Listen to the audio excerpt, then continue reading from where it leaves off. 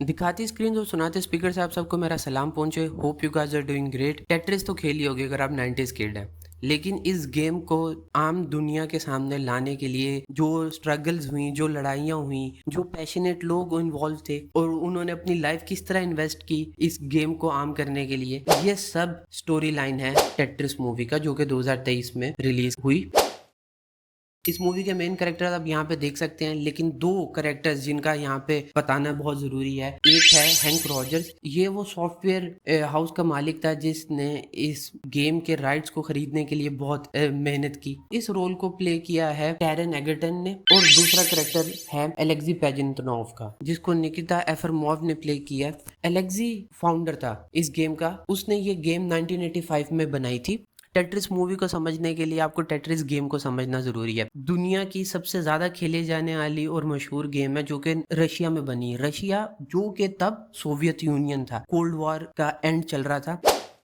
भाई इस मूवी का प्लॉट पोस्ट वर्ल्ड वॉर 2 चल रहा है, बल्कि पोस्ट कोल्ड वॉर चल रहा है। वर्ल्ड वॉर 2 के अंदर रशिया भी था, अमेरिका भी था और यूके भी था और जापान भी था। इस गेम को बनाया एक सोवियत रशियन ने। इसको चलाने के लिए जो टूल्स बनाए जा रहे हैं, गेमिंग कंसोल्स हैं, वो जापानीज हैं, निंटेंडो, गेम बॉय। इसके राइट्स को लेने के लिए जो दो लोग लड़ रहे हैं, वो एक अमेरिकन है, एक ब्रिटिशर है। तो ये सारे जो एक्टर्स हैं ये वर्ल्ड वॉर 2 में भी थे और मुख्तलिफ सेंटिमेंट्स के साथ अब एक नए डिजिटल वर्ल्ड में आ रहे हैं, जहाँ पे उनके एसेट्स, पैसा या कोई हथियार नहीं है, बल्कि एक डिजिटल एंटिटी है, गेम है। अब सोवियत यूनियन जो कि तब यूएसएसआर था 1988 के अंदर, वो बहुत कंजर्वेटिव माइंडसेट रखता था वेस्ट की तरफ। अब जो यूएसएसआर की जो इंतजामिया थी वो भी करप्ट थी, क्योंकि उनको पता था ये जहाज डूबने तो वाला है, तो इससे ज्यादा से ज्यादा अपना पैसा निकाल लो। अब दूसरी साइड पे गेमिंग का बूम आ रहा है, कंप्यूटर टेक्नोलॉजी एडवांस हो रही है। अब जो आपकी कैपिटलिस्ट कंट्रीज हैं, यूके, यूएसए, अब ये हर कोई चाह रहा है कि भाई हम ज्यादा से ज्यादा ये जो गेमिंग की वेव आई हुई है, इस बूम से हम ज्यादा से ज्यादा पैसा कमा लें। तो एक साइड पे आपके कंजर्वेटिव माइंडसेट है, एक साइड पे आपके कैपिटलिस्ट माइंडसेट है, और बीच में टेट्रिस गेम है।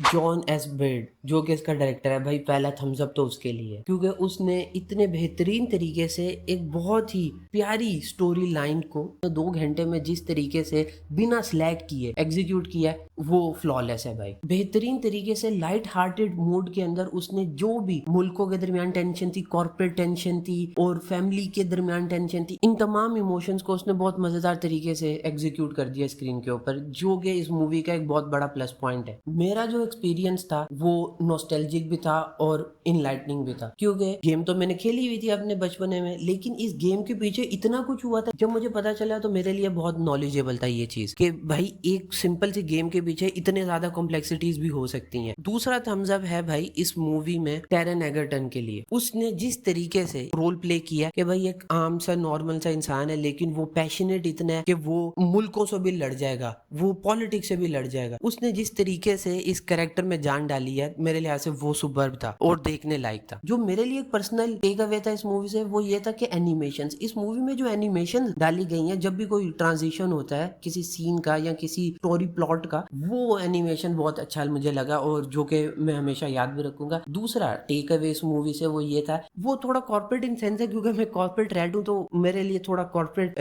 वर्ल्ड में मुझे काम आएगा कि यार आपको हारना नहीं होता। जब आप हर्डल्स फेस करें, आपको लगे रहना होता है जब तक आप अपना पर्पस अचीव ना कर लें। मुश्किलात आएंगी लेकिन आपको लगे रहना। जिस तरह हैंक रॉजर्स को मुश्किलात पेश आई, लेकिन वो लगा रहा और एंड पे उसने अपना पर्पस अचीव कर लिया। तो ओवरऑल ये मूवी को मैं रेट करूंगा 4.5 आउट ऑफ 5। बेहतरीन मूवी है। अगर आप थोड़े से गीक है तो आपको ये मूवी बहुत फिट लगेगी। Hope you guys like this review. अगर आपने मूवी देखी हुई है तो इसका फेवरेट पार्ट या कोई इंटरेस्टिंग फैक्ट इस मूवी में बताइएगा। मेरे पास एक इंटरेस्टिंग फैक्ट है इस मूवी के लिए, टेट्रिस इफेक्ट। जो हैंक रॉजर्स का कैरेक्टर था, उसको असल में अपने ख्वाब में टेट्रिस ब्लॉक्स गिरते हुए नजर आते थे। फर्दर रिव्यूज आते रहेंगे इस चैनल पे। आई होप मैं कंसिस्टेंट रहूं। So that's all from my end. Bye.